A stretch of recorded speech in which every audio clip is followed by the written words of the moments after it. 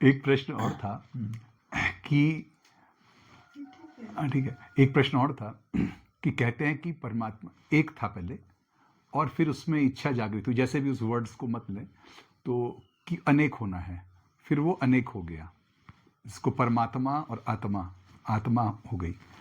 अब इस आत्मा तो तब तक शुद्ध थी अगर शुरुआत की बात करें तो, फिर इसमें ये जो गंदगी है या ये जो चीज़ इसमें किसने भरी, मतलब ये आता पता नहीं, शायद ये अति प्रश्न है या क्या पता नहीं, इसमें किसने भरी, और फिर हम उसी गंदगी को सफा करें, मतलब ये साधना से, तो हम तो वो थे ही, हम तो परमात्मा थे ही, फिर हमने अपने में गंदगी भरी या परमात्मा नहीं भरी, क्योंकि परमात्मा के अलावा तो कुछ है नहीं, फिर हम उस साधना से फिर इसकी सफाई करके फिर वहीं जाए, वही लक्ष्य में जाए। ये क्या खेल है, ये क्या, इसको क्या प्ले जैसे कहते हैं ना कि भाई ये प्ले है, तो है तो क्यों है, मतलब ये इसका उद्देश्य क्या है, कुछ उद्देश्य है क्या कि खेला हो रहा है, ये एक प्ले चल रहा है? इसमें अलग अलग थेरीज हैं। एक तो ये तो है कि तो है खेल ही। हाँ, एक डांस है, रविन्द्रनाथ टैगोर जी डांस बोलते हैं इसको, कुछ लोग खेल बोलते हैं। खेल बोलते हैं कि रविन्द्रनाथ टैगोर कहते हैं कि एक बहुत भयानक और रोमांचकारी डांस है। भयानक और कि रोमांचकारी, लोग डर जाते हैं, अच्छा, तो खतरनाक लगता है, जहाँ जहाँ खतरा है वहीं मजा भी है ना। तो क्या आपको डर लग रहा है डांस करते हुए, तो या तो डांस करो, डांस नहीं कर पाओगे तो दुखी रहोगे।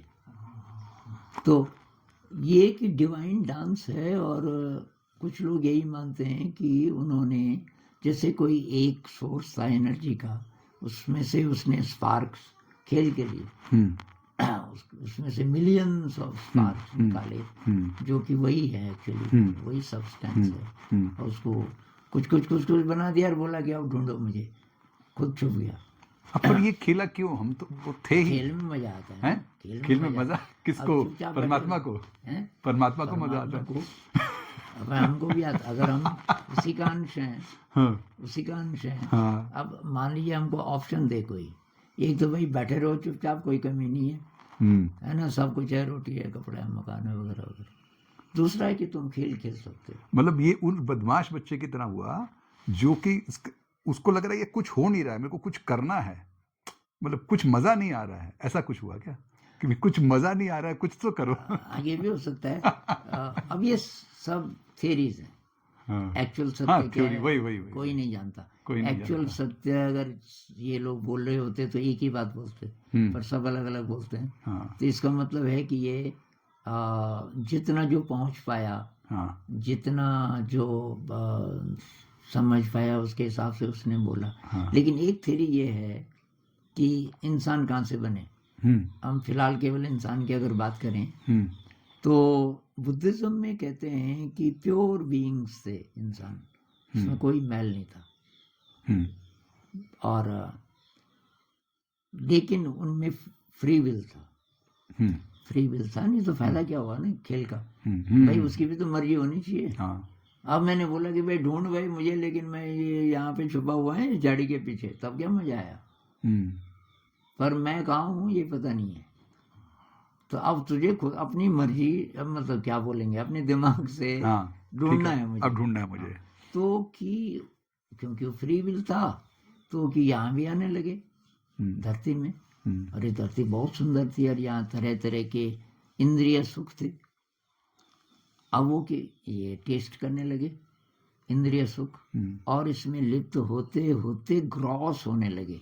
उनकी जो एनर्जी बॉडी थी, एस्ट्रल बॉडी कह लीजिए, वो एस्ट्रल बॉडी में अब नहीं रह सकते थे, क्योंकि ग्रॉसनेस आने लगी, उसके कारण उनकी इच्छाएं बढ़ने लगी, इंद्रिय सुख की उसकी लिप्सा बढ़ने लगी। और बुद्ध कहते हैं ना कि यही तो दुख का कारण है, इच्छा। तो उनकी ये इच्छाएं, और क्योंकि देवता थे, देवता जैसे थे, जो इच्छा करो मिल जाएगा। तो धीरे धीरे कि ग्रॉस होते होते, डिग्रेड होते होते ऐसा शरीर मिल गया उनको। और ऐसा मतलब वो भी तो डिग्रेड, सारा ही डिग्रेड हुआ ना, केवल शरीर नहीं मिला, बल्कि उसकी जो चेतना है वो डिग्रेड हो गई। तो वो भूल गया मैं पहले कौन था, वगैरह वगैरह। अब कि ये सारा खेल है, कि अब दोबारा से क्या आप उस स्टेट पे पहुंच सकते हो जहाँ की लगभग आप उसके आसपास हो। तो क्रिश्चियनिटी में भी ऐसा कहते हैं कुछ कुछ, एडम और ईव कि गॉड ने ये बनाए थे पैराडाइज में, स्वर्ग जैसा। और तो उसमें कहानी है कि कोई वो आया, सेटन आया और उसने बोला, गॉड ने बोला था इसका फल नहीं खाना, एक पेड़ का। कहने का मतलब कि वो फल सिंबॉलिक होगा कि भाई कुछ कुछ ऐसे एक्शंस हैं जो आपको डिग्रेड कर सकते हैं। ये फालतू इच्छा वाला, क्योंकि तुम्हारे पास सब कुछ है, अब तुम ये और प्रकार के रस लेना शुरू करोगे तो गड़बड़ हो सकती है। ऐसे ही उसमें ये है कि एडम और ईव को बोला था कि भाई एक पेड़ ऐसा है, बाकी सब खाओ, सब ठीक ठाक, इसके फल तुम्हारे लिए ठीक नहीं है। पर आप किसी बच्चे को अगर कहें कि भाई ये काम मत करो, तो उसका ध्यान तो और उस तरफ जाता है। बच्चे का तो जाएगा ना।